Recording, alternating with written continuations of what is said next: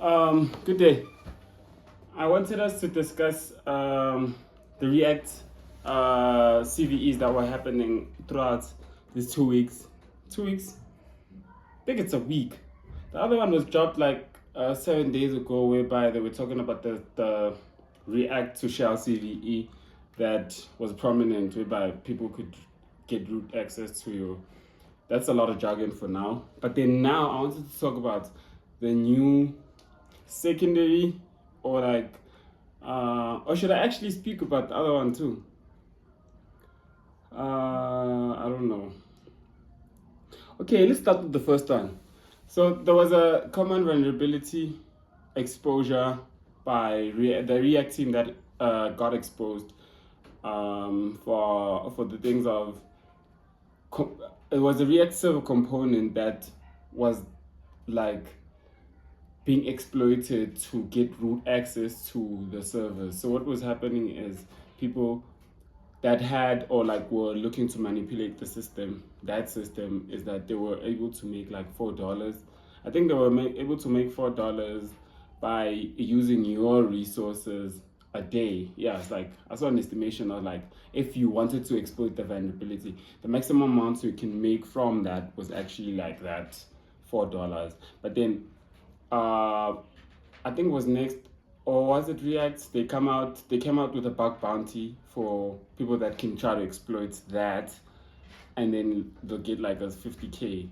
Try to exploit the patch that they did. So if you had React 19 0 point something, that's already deprecated. Not deprecated, but then it's fungible, right? And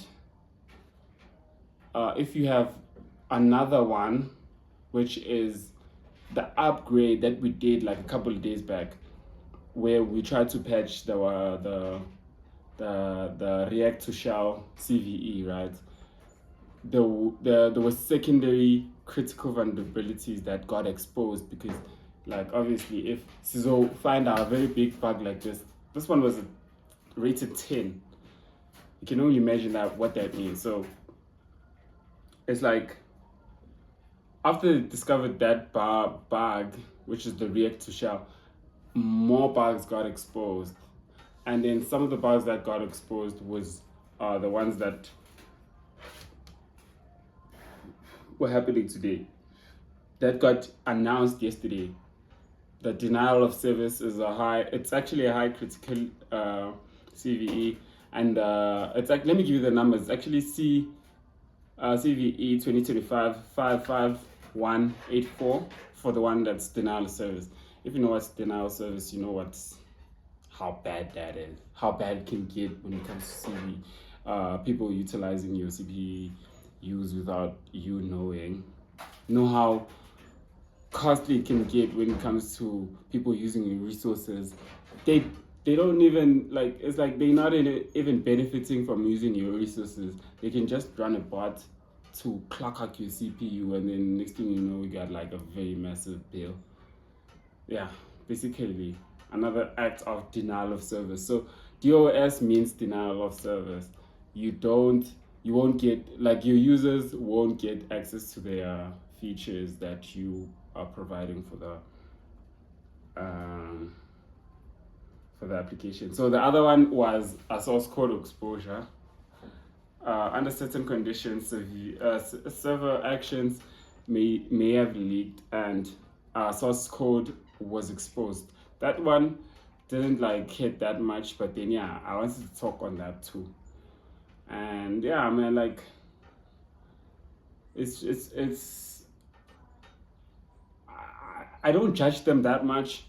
Maybe I'm a React fan, or like I'm a React fanatic. I'm assuming that it's not only us that are being hacked like this, or like what's good about it is how they're responding, how they offering bug bounties. Because Next.js also had a secondary bug caused by the React to Shell one. So it's like,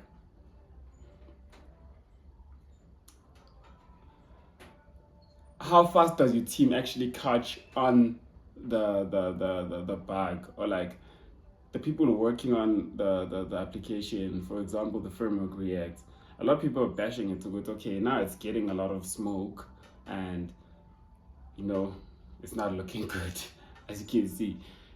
But then what's good is how fast they respond, man, because React is very heavy on the web. So what we need to hope that they fix it, especially us on the lower end on like using React. We should hope they fix it, and then also like try to do something now, and keep up to date. Listen to the people. If you're building on React or you're building on anything in general, try to stay up to date, man. Like you can't find out like next of or even like worse. If you find out for me about these vulnerabilities, come on, man.